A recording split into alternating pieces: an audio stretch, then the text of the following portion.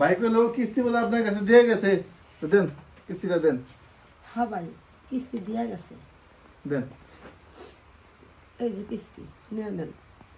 কিস্তিটা নিয়ে খাতার ভিতরে যে নামটা আছে সুন্দর করে কেটে দেন, সবচেয়ে ভালো হইব। এটা কি কইতেছেন? এটা ছাড়া আর আমার কাছে কোনো বুদ্ধি নেই ভাই। নেন, আসেন।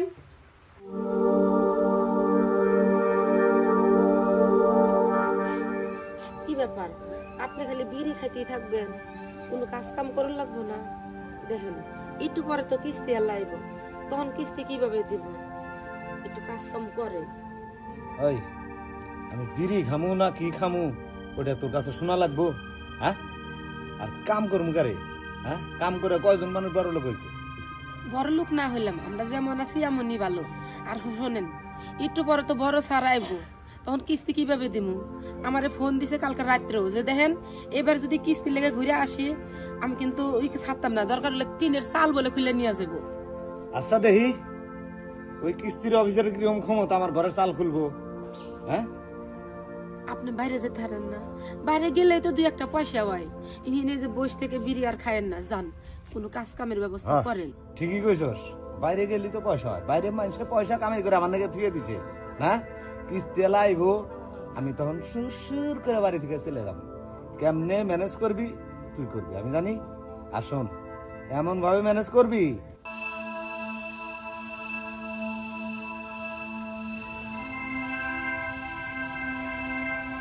কোনো কথাই তো কইতেছ না। ওই যে দেখতে দেখতে সারে পড়ছে। নাম কি ওরম নাসুম? হ্যাঁ, নাসুম দেখো স্যারের সামনে কিভাবে কথা কই না। আসসালামু আলাইকুম স্যার। ওয়ালাইকুম আসসালাম। আপনারা তো ভালোই ভাব শুরু করছেন। কি ভাব শুরু করছি? কিস্তি দেওয়ার নাম নাই, টাকা নেওয়ার সময় ঠিকই মনে থাকে। টেহা নেওয়ার সময় প্রয়োজন হয়েছিল, টেহা নিছি। যে বেলে কইতেছেন আমার মনে অফিসে জবাবদিহি করা লাগে না? জবাব দিয়ে তো করা লাগবে। আপনারা কি জানেন না যে বিপদ আপদ হয়? বিপদ আপদ হয়েছে, এই সপ্তাহে কিস্তি দিয়ে আর না জানগা। টাকা নেওয়ার সময় মনে ছিল না, লোন নেওয়ার সময় মনে ছিল যে দেওয়ার লাগবো। দেওয়ান তো লাগবে, দিমু।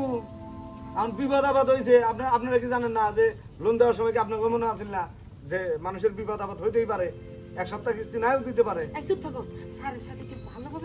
ঠিক মতো কিস্তি দেন না, আবার মুখে তো বলি পড়ছে একবার সেই। ভাই আপনি আমার কিস্তি দিচ্ছেন, আমার আপনার তর্ক করেন? হ্যাঁ, আমি আপনার কাছে কিস্তি নিয়ে কয়েকদিন ঘুরছি, দেন না, কয় বউ নাকবো বউ নাকবো, বউয়ের সিগনেচার ছাড়া কিস্তি নিবেন না। বউ কামে করে কিস্তি দিব, আমি আপনাদের কাছে কিস্তি নিয়ে যায় ধর্ণা দিয়ে বয়ে থাকছি অনেকদিন, দেন নাই, কারণ খালি কোন বউ নাকবো বউ নাকবো না না কিস্তি। বউ কামাই করে না, এটা কেমন কথা কন? কিস্তি আপনার নামে নাই তাতে কি হয়েছে? ভাবি নামে দিছি, ভাবির সবসময় বাড়িতে পাওয়া যায়, আপনার কি সবসময় বাড়িতে পাই? ভাবি কোন থেকে কিস্তি দিব আপনি জানেন না? আমি তো জানি যে ভাবি কাম করে না, আপনারাও তো জানেন যে ভাবি কাম করে না, তারপরে ভাবি গেলে কিস্তি দেওয়ার লেগে বয়ে থাকেন, আঙ্গেরে কিস্তি দেওয়ার। আপনি তো ভাবির মতো, আপনি এবার করেন নাকি? আচ্ছা জানগা, এই সপ্তাহে কিস্তি দিয়ে না আপনার জানগা, আমার কাম আছে, সালিশে যাইতে হইব। শুনছেন ভাই? ঘরে যাও। দেখেন ভাবি শোনেন, এই সপ্তাহে মাইনে দিলাম আপনার মুখের দিকে তাকাইয়া, কারণ আপনার মায়াবী মুখ আমি দেখলে আমার আমি নিজের কন্ট্রোল রাখতে পারি না, সেজন্য মাইনে নিলাম। কিন্তু পরের সপ্তাহে কিন্তু আমার অন্ধরূপ দেখাম আপনারে, প্রয়োজন আমি বড় ছাড় নিয়ে আমো, তবু কিস্তি আদায় করেছিলাম আপনাদের কাছ থেকে কইয়া গেলাম।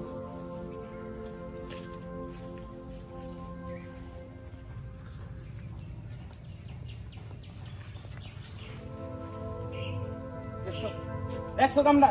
হ্যাঁ, কি ব্যাপার ভাই, তুমি এনে শুরু করছো এটা? আরে আমার এটা যেটা কাম আমি করতেছি, অনেকে ছিলি কিনে জায়গা না, কোনে যাইতেছিস জায়গা? কোনে যাই নাই, এই যে গড়ে নিয়ে গেছিলাম শ্বশুর বাড়ি, গড়ে নিয়ে বাইত মহি যাইতাছি, যা। ভাবি ফোন দিল। হ্যাঁ, ভাবি ফোন দিলে তো কি হয়েছে?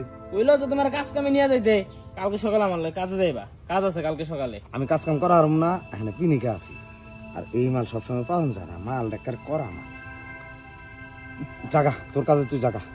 আচ্ছা, কাজে না তাহলে চলবা কেমনে? হ্যাঁ, কাজ কাম না করলে টাকা পয়সা না এলে তুমি সংসার চলবো?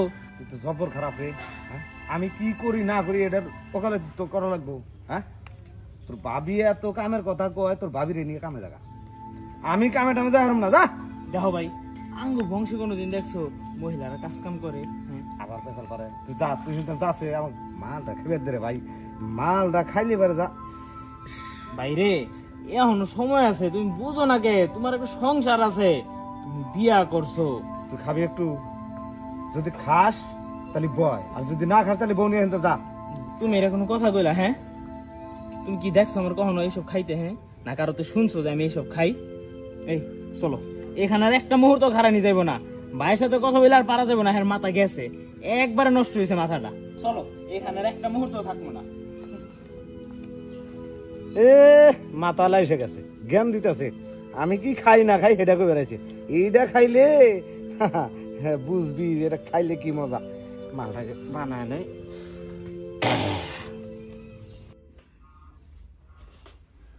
ভাবি, আপনার দেওরা আমারে পাঠাইলো, তো দিনকাল কেমন যাচ্ছে? শুনতেছি ভাই নাকি কাজ কিছু করতেছে না।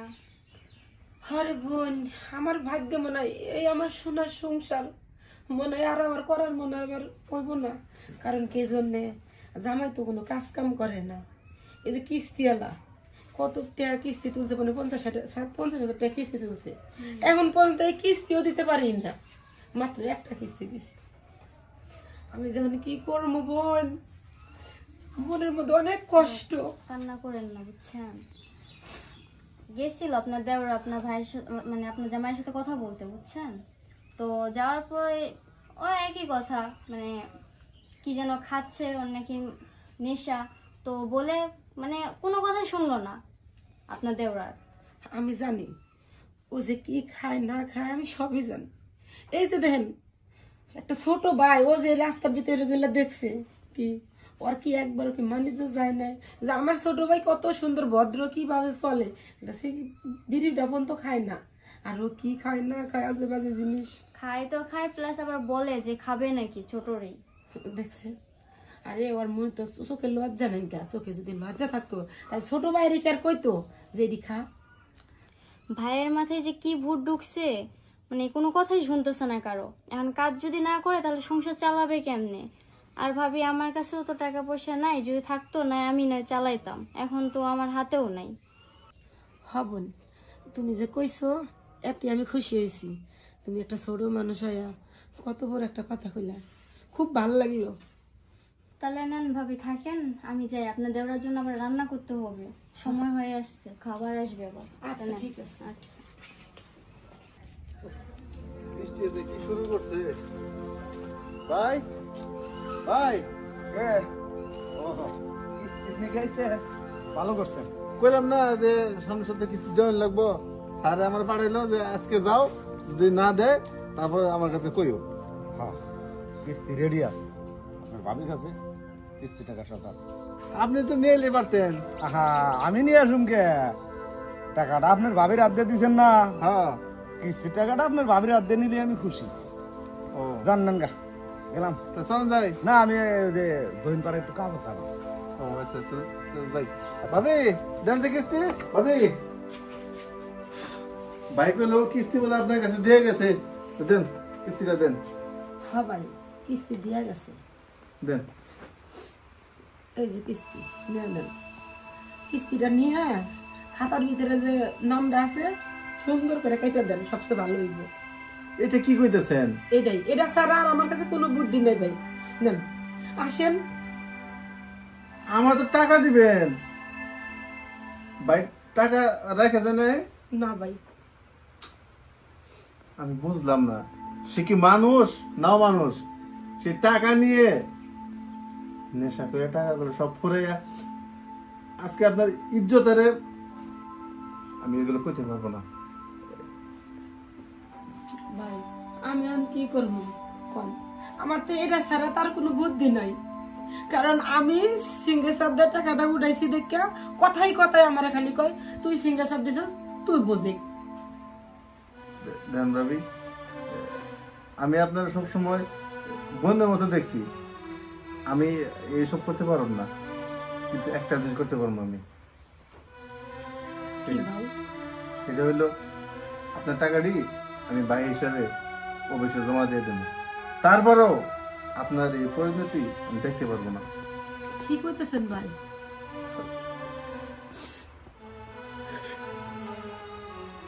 না আপা তুমি কান্দো না, কান্দো না। মানুষ যদি আমার একটা ভাই থাকতো তাহলে এই ভাইটাও বুঝতো তুমি এই দুঃখটা বুঝছো ভাই। মানুষে একটা নারীর স্বামী যদি ভালো না হয় তার জীবনে যে কত কষ্ট হইতে পারে সেটা আমি ভালো করে জানি। সেটা তোমার সেই ঘটনা আমি কইতে চাইতেছি না। তোমার স্বামীর ভালো জুটে নাই, এ লেগে তোমার কমার দুঃখ জুটছে। আমি দোয়া করি যেন তুমি সুখ দিতে পারো, তোমার স্বামীরা যেন ভালো হয়ে চলে।